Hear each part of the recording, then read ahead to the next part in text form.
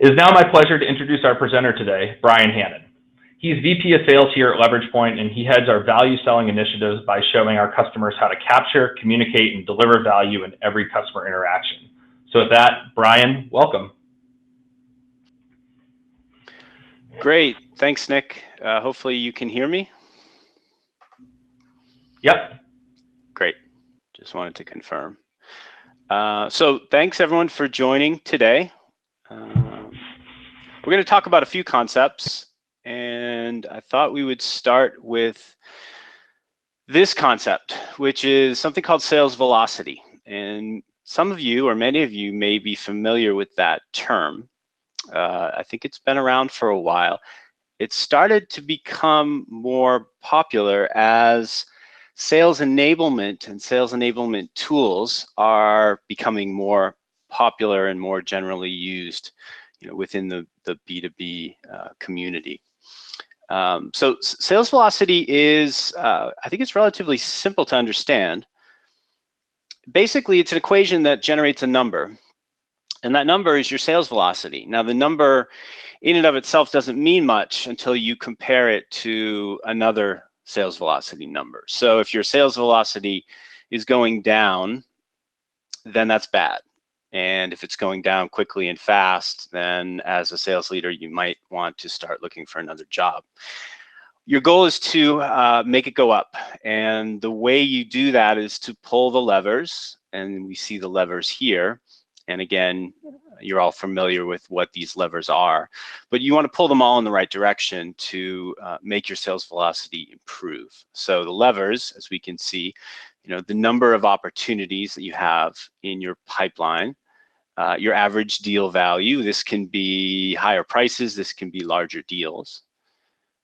Your win rate, which is pretty straightforward, I think. How many of the deals that are entering in the pipeline are you actually closing? And then finally, the length of sales cycle. How quickly are you closing the opportunities that are entering the funnel? So what we've done, we've taken a bit of a twist on this concept, and we've sort of looked at sales velocity through a lens of value. Because as LeveragePoint, in terms of what we do, we focus on value every day. And so our thoughts are that value, if you're using value throughout your process, your sales process, can impact these levers positively, automatically. And the best example I have for this, because many sales enablement companies look at each of these levers independently, and they're saying, okay, how can we increase the number of opportunities that are getting in the funnel? How do we increase the number of MQLs that we have? Or how do we reduce our sales cycle? What can we do to impact that? The great thing about value is it sort of does all of this at once if you're doing it correctly. And I was trying to think of an analogy the other day, and my best analogy, and I'm not sure it's a great one, but I'll explain it to you, is diet. So if you're trying to lose weight, one thing people will tell you is change your diet. And if you change your diet, you start to eat better, you're eventually probably going to start to lose weight. But diet actually has a bunch of benefits. So I Googled it. And what are the benefits of a good diet? So diet not only helps weight loss, but it also makes you generally healthier. It can reduce your risk for cancer and heart disease. It also gives you strong bones, improves your mood, and improves your memory.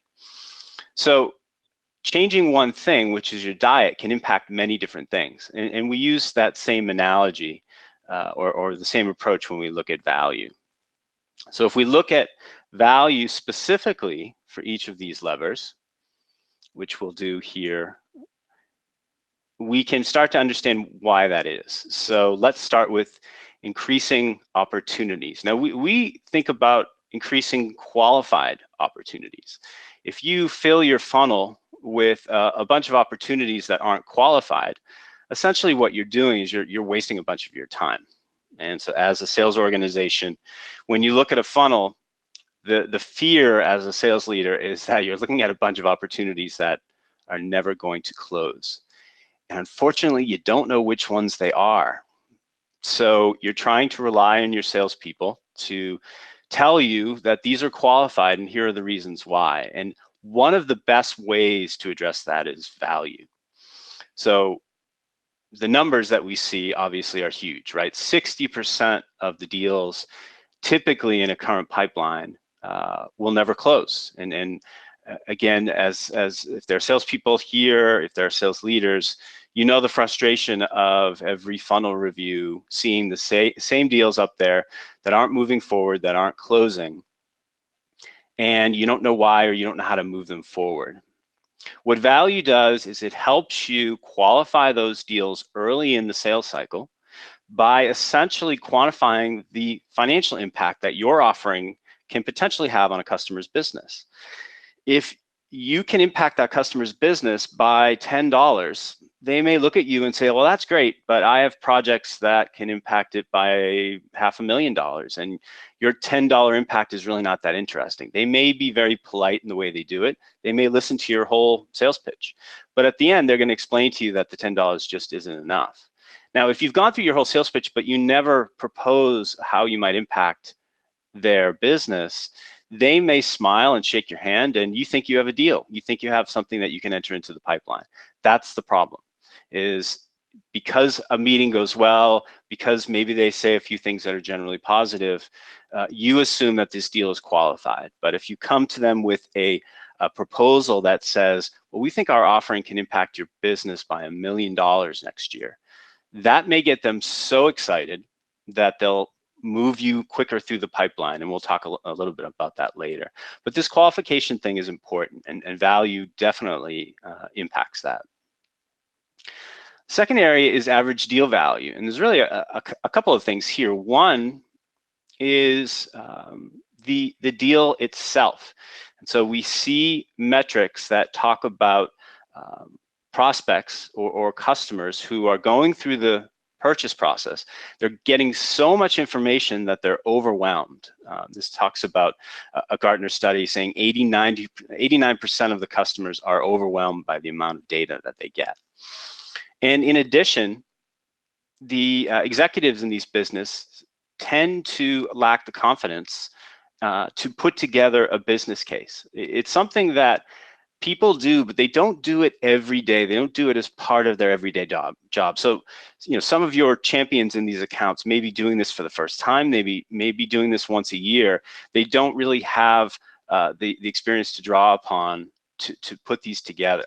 And so using value to help put together a business case for your prospect, it does a couple of things. It will help you help them justify a purchase, but it also helps them justify a solution. And that solution will tend to be much larger than if they did that on their own. So what you end up getting is a larger solution, which means a bigger deal. But what you also end up getting is the ability to push back when you get to procurement. So if we now have a deal going through and it's in procurement and you have jointly developed a business case with your prospect, you now have something to point procurement back to that says, hey, we spent some time putting this together. We've quantified all the value we think we can deliver to your business in terms of cost savings and revenue increase. And, I'm not really comfortable with that 20% discount request that you're giving me. So we're going to push back on that because we think we've identified almost 100% of additional value that we're going to bring your business. So, caving in on a 20% discount just financially doesn't make sense for us. So what we see as a business in terms of LeveragePoint is we're providing salespeople much more confidence to push back on that discounting pressure. The third area here is win rates, and value can impact these as well. One thing value does is it helps you compare directly to your competitor or to the alternative solution that a customer may be looking at. And by being able to compare directly to their alternative and be able to show that you're providing more value and quantify that, it makes their decision much easier. And you end up winning many more of those deals than otherwise. What we also see is that in general, and this comes from corporate visions, almost 75% of the time, if you're the first person to paint a vision or to introduce value and introduce the value proposition for your offering, you'll guide the sale. You'll be the one who is setting the setting the rules essentially in the process of evaluating solutions, and you'll win that business almost 75% of the time. So value early and value throughout the sales process helps significantly in terms of competing. The other thing it does, by the way, it also helps your salespeople to differentiate themselves. So suddenly you become, as a salesperson, now a business person versus someone who's just talking about product and features. And finally, the fourth area is shorter sales cycles.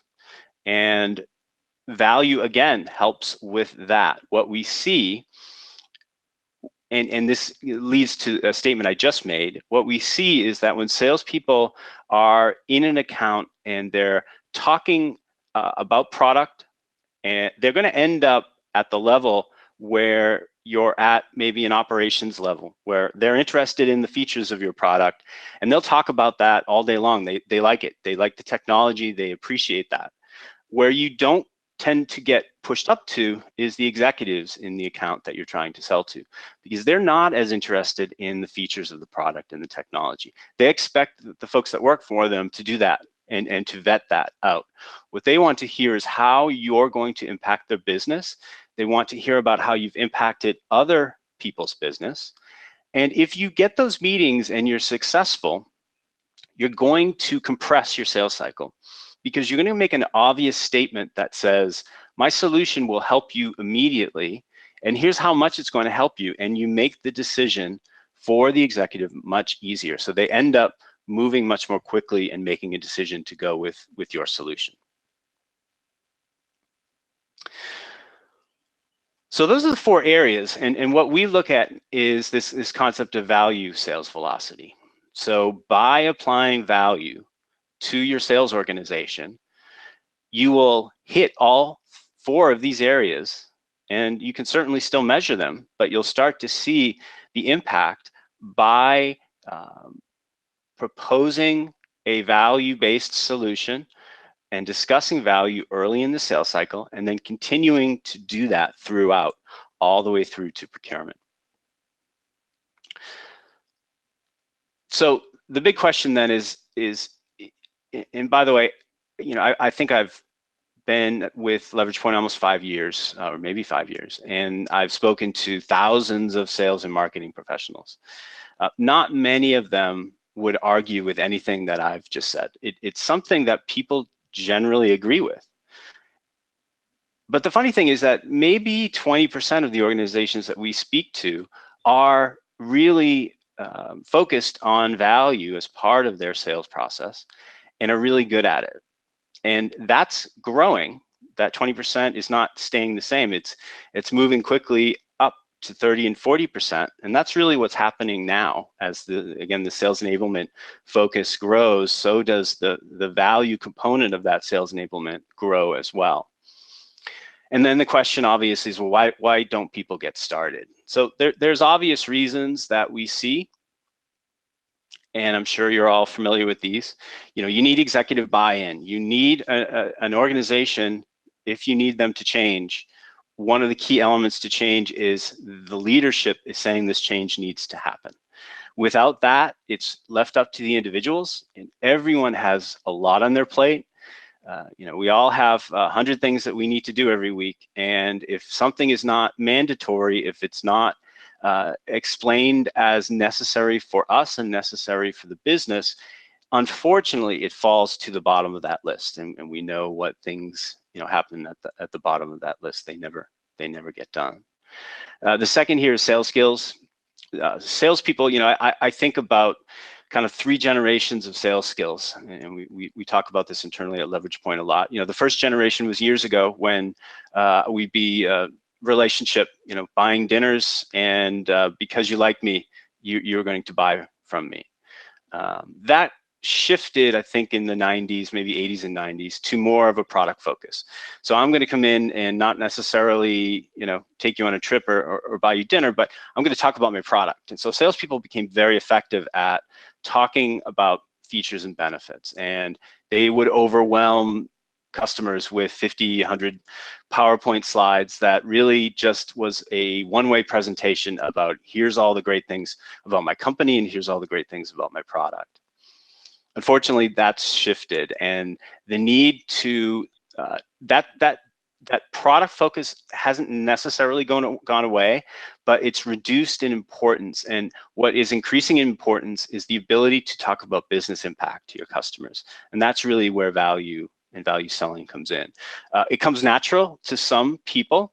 They say 10 to 20% of your salespeople do this automatically, but the great majority of your sales force doesn't, and you need to help them, and you need to help with their sales skills in changing and helping them make that shift. The third area here is obvious: competing initiatives. There's so many things on the plate that this is one, and it's a very important thing, but it can get pushed off the plate if there are other more urgent items that happen. The interesting thing is this fourth item, which is lack of data, and it sounds kind of small, but over all of those conversations that I've had, the lack of data is actually the item that stops many companies from just taking the first step. It's not something that will limit their success over time. Really, what limits success over time is the first two. But what stops them from getting started is this lack of data. And let's talk about that. So when I have these conversations and they say, well, we just don't have the data. We don't know enough about our competitor, what they charge, what the specs are for their products.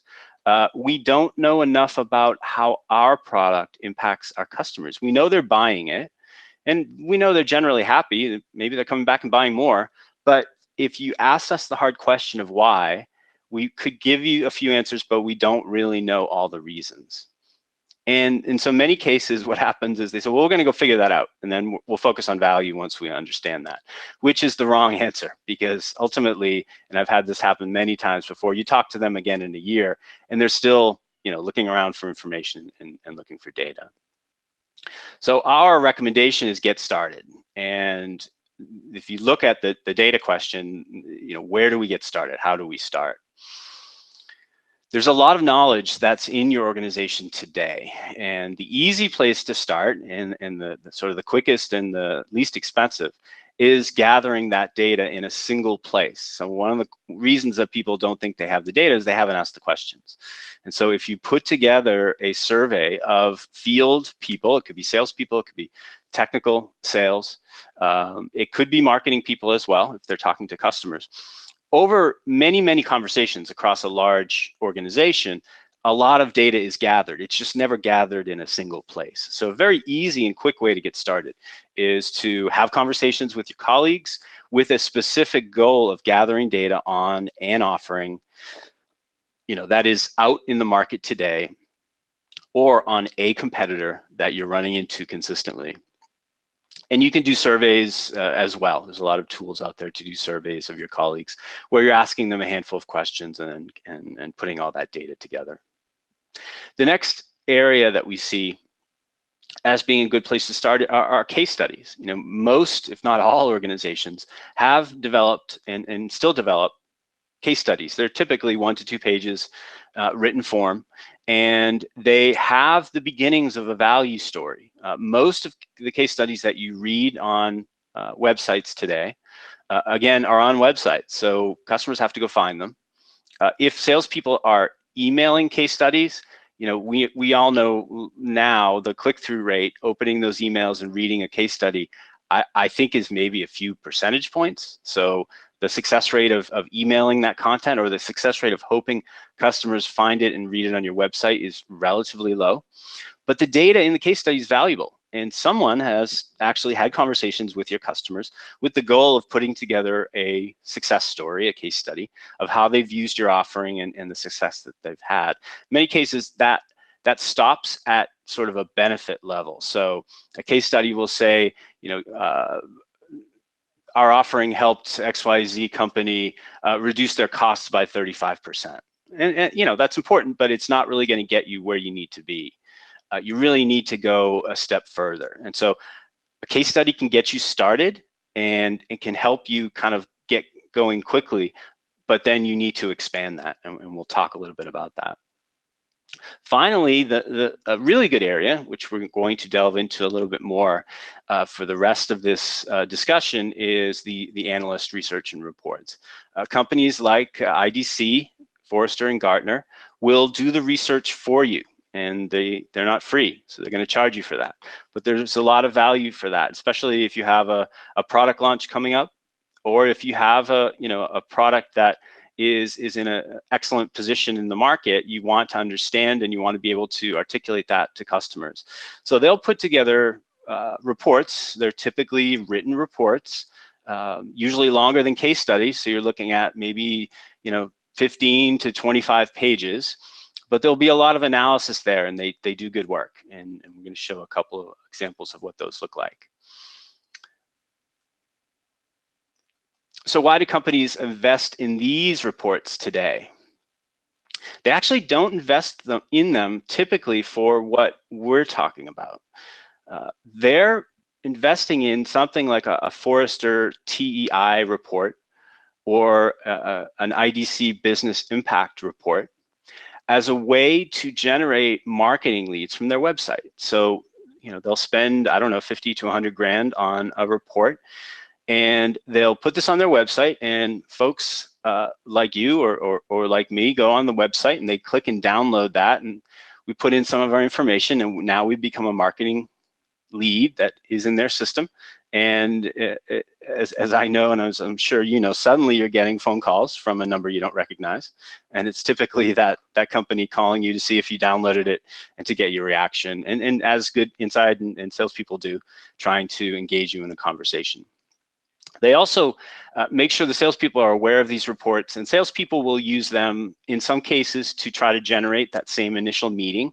And as we talked about, an email has limited success in terms of opening it up. And I can guarantee you a 25-page written report that you email probably has even less success in terms of getting someone to open that up and read it. They leave it behind after meetings, say, hey, we talked about some of these things. Here's a great report. And again, it's useful. There's a lot of good data there. And then finally, executives can use that to help put together their business proposals or their justifications if they are going to then ultimately acquire a solution for something. So they can use that as a starting point to justify a decision.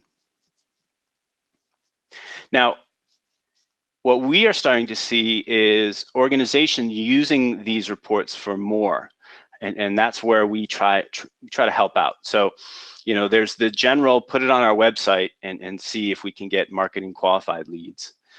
There's using the knowledge to be able to generate additional demands in terms of incorporating that knowledge into existing case studies, using that as a template for case studies for existing accounts that your marketing folks want to generate. But finally, the third area, which we'll show an example of in a moment, is using that knowledge as a template to generate a interactive digital value story. So the heavy lifting has been done, the quantification has been done by someone like a Forrester, and you can use that knowledge to generate a sales tool that salespeople can begin to use throughout the sales process. So this is an interactive digital tool that they can use early in the sales cycle to tell a story and hopefully get someone excited by having that story applied to their business, not just be a generic, text-based case study. But that can also evolve as you go throughout the sales process. So suddenly now that case study starts to turn into a jointly owned business case with you and your prospect. So let's hold that thought, because we're going to show you an example of what that might look like. But before we do, let's talk about in general, getting started and our thoughts, I think our experiences on the best way to do that. So the first step is really identifying an offering. What we find is that if you look at your current offerings, you want to identify potentially two areas. One is which of your offerings are the most innovative. And typically these are the ones that, while you think you're way out ahead of the competition, your sales force may not appreciate how far ahead you are. And so you have competition, they're probably charging less than you are. And as a marketing professional, you're frustrated because you know that you should be blowing the competition out of the water. But what you see happening is that salespeople are coming back saying, yeah, we can win this business, but they say we're charging 50% more than the competition. Can we just drop it to 25? So you're leaving a lot of money on the table if you don't equip your salespeople with a good value story. And this is an excellent place to start. The second area is revenue critical. So if you look at your business and you're saying, okay, in 2020, we have these one or two offerings that we really have to generate a lot of revenue because that's what's going to help us hit our goals. Those are also areas that having a strong value story can help reduce your risk of missing your goals and really help you kind of solidify your confidence that, yeah, we're gonna really blow it out of the water with these two main products. And so my fear will go down a lot as a sales leader. And then finally, new product launch. So now you have something that's brand new. Hopefully it's innovative. It may not be revenue critical yet, but you see it as next generation technology that you want to get out into the market as quickly as possible because you have a technology lead. And now you have 300-400 salespeople who haven't been educated on what this offering is, but more importantly, they're not as familiar with why their customers should be so excited about it. So one approach is you can teach them about the technology and get them excited that way. The other approach is to give them a story and have that story lead the way in terms of engaging with either existing customers or new prospects about why they should care. And that story is your value story, how you can impact their business, how you maybe have impacted the business of some of your beta customers. And putting that into the hands of your sales force will help you ramp your new revenue much quicker. So once you've identified an offering, quantifying the value is the next step. And I think of this as the heavy lifting. This is the activity that is extremely valuable that many people haven't done before. And I'll include many marketing, many sales. Most people haven't gone through that exercise before. This is part of what LeveragePoint focuses on with our customers, is to help them do this. So you can do it yourself. There's the internal approach. Many companies have in the past put together Excel spreadsheets that have done this for one offering, and then that spreadsheet is used in some opportunities. Sometimes it gets stale. Sometimes it gets stuck on someone's computer and you don't even know where it went, and maybe they've moved on to another job or another company. Or the other option is, as we've discussed, you can pay someone to do it, and there are professionals who do this every day. So you're paying money, but you can get it done, and it's important. If we go back to your internal approach, there are ways to do this. The proprietary quantification methodologies really relate to some of these professionals, and we'll show you an example of a total economic impact by Forrester in a moment that we've taken and turned into a digital case study or a digital value story. But our platform, the LeveragePoint, is based on a methodology which is public. You can Google it. It's called economic value estimation. And there are also other methodologies which I'm guessing most people have at least heard of, TCO and ROI. The benefit of EVE is it focuses on both potential cost savings as well as potential revenue impacts. So it covers both of those. TCO is really just a cost focused. And in some cases that's enough to do what you're trying to do, but it is limited just to the cost side.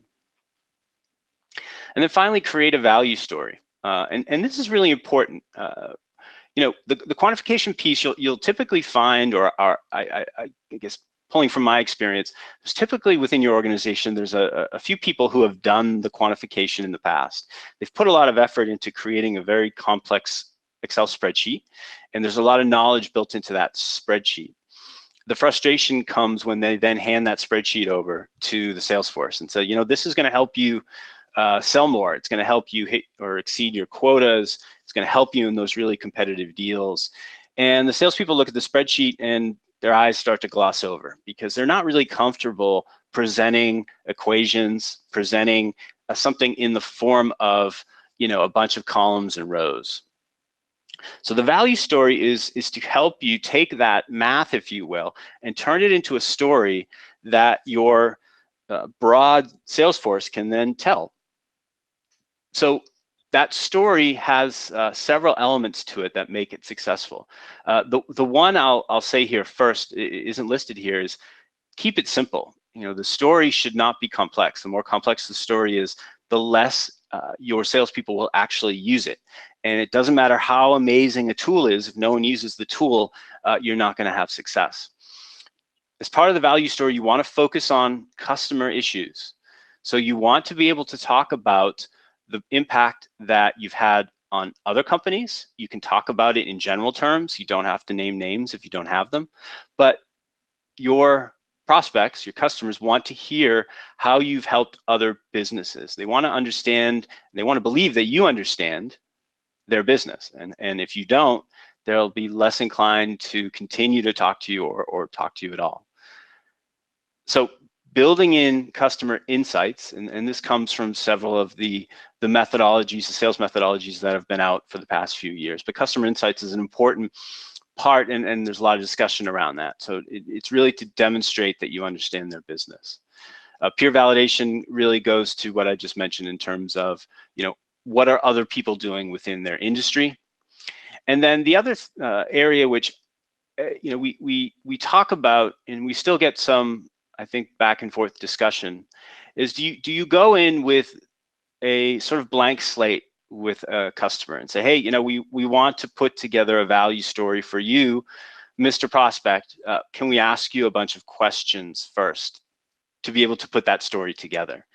It sounds like a good approach, and I took sales training years ago where, part of the early part of the sales training was, go in and just ask a bunch of questions. And unfortunately, as I experienced, and I'm sure many of my colleagues did, after the fifth or sixth question, you get, no, I'm not going to answer any more of your questions. I want to understand how you can help me. And as a young salesperson, you end up getting shut down and frustrated because you didn't really have a plan B that you should have had. What we find is that if you go in with a baseline set of data, and you're not necessarily claiming that this data reflects this prospect's situation, but this data is maybe a combination of data from a number of customers, or this data is your best estimate. And if you're upfront about that, if you're not trying to claim that the data is 100% accurate, you will typically engage in a conversation. And in many cases, the customer or the prospect will say, yeah, you're really low on that one. You should bump that up by 100%. Or, you've overshot, that's not what we see. And when you engage in those types of conversations, you're learning and you're gathering that information, and then you're incorporating that back into your story for your next conversation. And so it's important to begin these conversations as quickly as possible, to gather that data, and then to learn from it and build that into your value story. So these value stories do change over time. So the danger in doing this relates to sometimes the content itself. So if the content is just a 2-page case study and it's intended to cover any type of meeting that you have, it's really not going to go too far. And if you're handing someone a paper document, then you're probably not going to get a lot of engaging conversation from that. If in the same vein, if this doesn't scale, so if you have something where you've addressed a small company in this case study, and they say, well, we're much larger than that, we don't know if we're going to get the same impact that you did on that small company. If you can't adjust to the differences within organizations, again, your conversation will be limited. And then, of course, you need to think and use the customer's own language. That's part of the value story, and it's an important part. So we think of case studies now as digital case studies. So you do need to start the conversation somewhere. So you start with a browser-based digital case study that has baseline data, and it has the quantification inside of it. You may not be displaying all that quantification all at once, but it's set up so that it's scalable. So you have the baseline data or your inputs, and you have an output. And as you're telling the value story, that story starts to change based on the feedback that you're getting from the prospect. And what we start to see is that generic case study starts to turn into more of a business case. And by the end of that conversation, you've agreed on some elements. Maybe you've agreed to go research some additional elements, but you've begun the process of a jointly developed business case, which ultimately is going to get you higher in the organization, get you to executives much quicker. It's going to get you faster through the sales cycle. It's going to position you much better against competition. And ultimately, it's going to help you with procurement, because if you have a business case that you've developed with one of their colleagues, it's going to be much harder for them to argue and push back on the data that you're presenting to them in trying to close a deal. So let's go back to what we mentioned before, and we'll use the Forrester example here. So I'm going to jump out of the PowerPoint and back into the browser. I'll jump out of my good diet. So this is the LeveragePoint website. When we click log in here, we're going to be actually brought to our demo area. So what we see here are a series of published value propositions. These are our demo ones, but this is similar to what a salesperson would see if you became a LeveragePoint customer. And each value story or value proposition is targeted to a particular offering or a solution. And it may be targeted to a region of the world or a particular vertical. We're gonna grab the TEI one, but these are all customizable as well. And so you'd be able to, as a salesperson, grab a blessed and a published value story. And if I clicked on that, this is what we would see. So it would open up. So this is a Forrester Total Economic Impact Research white paper, essentially, on a solution from ConnectWise. So ConnectWise is a IT services company. They essentially provide a platform that helps companies handle and expand in terms of resolving tickets and customer support. So let's take a look at the Forrester TEI. So I have it attached to the value story here, and I'm just going to open it up. Now, we did mention IDC, so I opened up one of those as well. So this is a typical IDC. They call it business value. This is for Red Hat and their product OpenShift. So we can see here, this is a document with a lot of good data in here. They've split it out typically into benefits and to costs, and then usually there's some type of a summary towards the end. What we see with the I'm just going to open this up here. Oh, I think I lost it. Oh, no, there it is. What we see with the Forrester version is something somewhat similar. Obviously, it looks a little bit different, but what we see are different sections. So we have kind of an overview. What are the key challenges that ConnectWise helps companies address? What are some of the business impacts that they have? Then it's typically a list of the benefits, and those are quantified.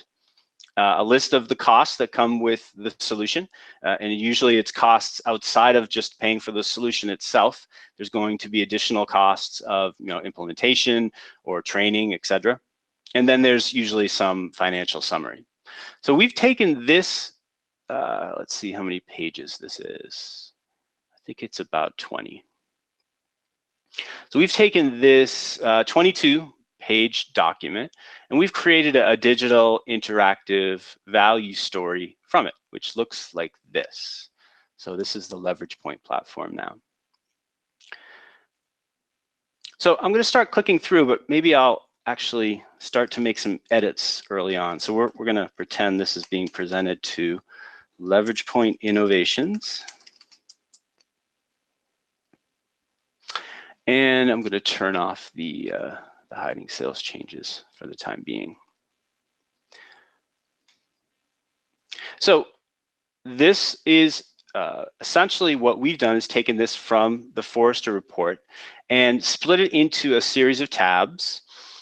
You can think of these tabs as a PowerPoint slide, but the difference is twofold. One is that This is not a product presentation. This is a value story. And there is a value model that is driving the calculations in this, which we'll see, the impact of that in a moment. So similar to the Forrester report, we start with identifying some of the key challenges and some of the requirements of the prospects that ConnectWise is speaking with. What are they looking for? They need to be able to better address their rapid growth and more customers and being able to support their customers. So then we break it into the business impacts. So this particular Forrester report had 7 potential business impacts. A lot of these are around productivity, but a business impact can be both a revenue improvement, it can be a cost reduction, and it's always unique to the offering. So whether you're selling a pound of chemical, whether you're selling a tractor, in a field that is more effective than a previous version, they all have benefits, and most of those benefits can be quantified. So we can start to see the benefits here. We can actually even turn off benefits if maybe they don't apply in a particular situation, but we'll leave them all on for now. Then we get into an assumptions slide, which starts our conversation with the prospect. So here, we start with a baseline set of data, as I mentioned, and we might have a revenue of 20 million for this particular customer. Oops, I think I put in 12 million. And maybe they have more engineers, so maybe they have double the engineers that this case study does. So as we start to change the inputs to this information sort of ripples throughout the presentation. So then I can give an overall summary of the benefits. So these mirror the 7 benefits that we saw on the previous slide, but now we've started to put dollars, or it can be euros or any other currency that you have, into each of the benefit areas. And we also have ways to display the data. So currently this is over a 3-year horizon. We could do a 4 or 5 year if we wanted to. And there's other ways that we can change the data as well. But we see here, when this is all added up, we have a total benefits to the customer over a 3-year horizon of almost $6 million. So that's a significant. Now we can dig into each benefit individually. And this is where, as a salesperson, I want to reference maybe what other customers have seen. Here we've actually taken some of the quotes directly out of the report, so we're referencing those. But I can also start to change some of this data. So if the customer thinks we're being too aggressive, we can go back and forth on this and start to change the information based on the conversation that we're having. Again, this ripples throughout the presentation. So if you make a change with one of the numbers, it will change anywhere that feeds into a calculation. So it does the same for each of the other 6 benefit areas. And I won't go through these just because of time, but each of these can be set up however we want. So we can have video here, we can have audio, we can quote customers as we have here, and the look can look exactly like either the report that you have, or it can look exactly like your own collateral. So once we've kind of dug into each of the areas, and by the way, if someone has a question about how we might have calculated something, we can click on the result and we can show the calculation and how that's done. And here we have the value calculation that was done previously, the inputs and the outputs, and this can be shown and discussed if the prospect is interested in sort of how the math was done. So finally, we get into kind of the summary stage of this, where we're looking at a payback, we're looking at a return on investment, we're showing the benefits, we're showing the costs over time, and getting the net, and showing a payback for someone who has to be able to justify that within a certain period of time. We also kind of show the overall summary of the value that we're providing. And you'll notice we really haven't talked about price yet. This is something that we could include in here. We chose not to in this example, but certainly if you wanted to introduce price, you can do that. We actually do that as we get towards the end of the presentation. So this is a typical waterfall chart that you may or may not have seen something similar before. We see here the 7 areas of benefits. They're all displayed and on top of each other, sort of totaling up. We then see the additional cost. There's an implementation cost over 3 years, there's a training cost, and there's an ongoing management. And these numbers are driven from that initial screen. So this is based on the number of employees you have, the number of engineers you have, the number of HR and salespeople that you have. So these numbers will change based on the particular situation at your company. I can also then finally kind of summarize with a value analysis. And here we have for this company called LeveragePoint Innovations, there are significant benefits to adopting the ConnectWise platform. There are additional costs that come with that, which we've discussed, those items in red in the previous slide, training and implementation. There's a cost to the solution itself. And so over 3 years, there's almost a $900,000 cost, but that is dwarfed by the benefits that this company can receive. And so we sort of do the summary, we do the math here, and we now have the value back to the customer, which is pretty significant. And we can see based on the price of the solution, and after we've summarized everything up, the value back to their business is almost $5 million. So this could potentially be a great project for someone to move to the executive suite. Say we have this potential solution for a lot of our problems. We've done the math. We've analyzed it with the help of, in this case, ConnectWise. And we want to move ahead with a purchase, and we'd like to have you take a look at this presentation. What you can do here as well is once you have changed those numbers, you can save this. So now we have a LeveragePoint business case that ConnectWise can save off to the cloud, and then we can actually export it. So if I export it to a PDF or PowerPoint, this will now essentially take screenshots of the ConnectWise value proposition, and I can then send this off to my my champion or my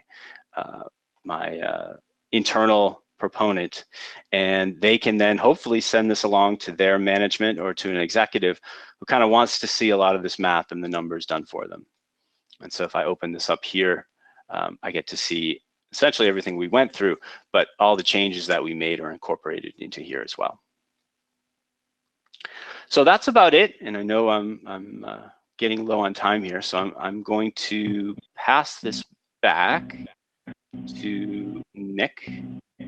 And Nick, I think we want to go to the next slide. Is that correct? Or are you taking control? I'll take control from here, Brian. Thanks for sharing your insights.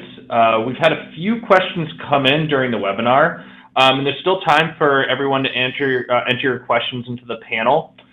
Just a quick reminder while you're entering, if you complete the 10-second survey while exiting today's webinar, you'll be entered into a raffle for a free copy of Dollarizing Differentiation Value by Stefan Liozu, who we have an announcement about shortly. And we've got some questions pouring in. So the first one, which we always get, yes, the webinar is being recorded, and yes, you will get the slides and recording. We usually send those out within 24 to 48 hours, so just look for that in your inbox within the next couple days. So Brian, let's go with this one to start. What would be the process differences if we were to collect survey or case study data instead of using a third-party analyst report? Okay, so it's going back to that graph. So if you were just to say collect internal case studies, how would you apply that within LeveragePoint? Yeah, I mean, I guess the simple answer is it's make versus buy, and you know the make would be gathering that data. So first, I would say you would identify the audience or the survey audience that you want to go after. So one group could be your existing customers, which would be an excellent group to start with. The other group could be your colleagues. And so you'd probably have different questions for those two different groups. And then the important thing is you want to gather that data, review it, and sort of capture it in a single place. And so once you've reviewed it, you're going to start to notice trends. You'll notice some anomalies, and that maybe, you know, drive some additional questions back to some other people. But typically, if you go through those 2 steps, you're going to have enough data to begin to quantify the value and start to build a value story that it may be a first version, but it's something you can start with. Great. This next one's really interesting. So the person that's asking this says that their CRM, so in their CRM, they're already seeing great ROI from Forrester, Gartner. What can I reasonably expect to improve if I use these techniques using LeveragePoint? Good question.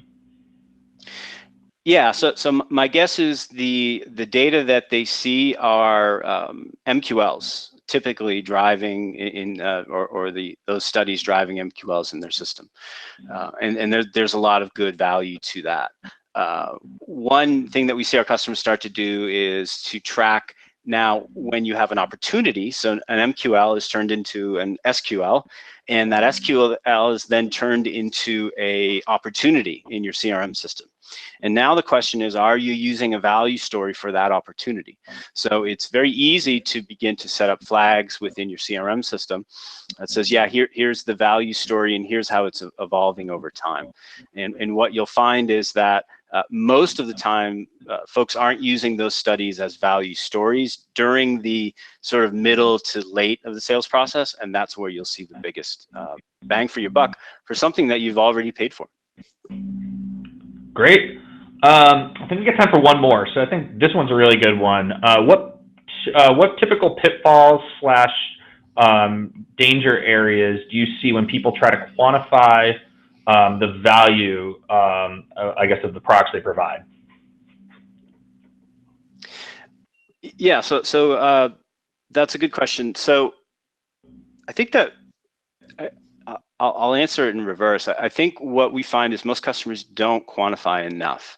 So there's a general feeling for folks who haven't done this before that, you know, we could never quantify that because we don't have 100% confidence that what we're saying is correct. And so they don't bother.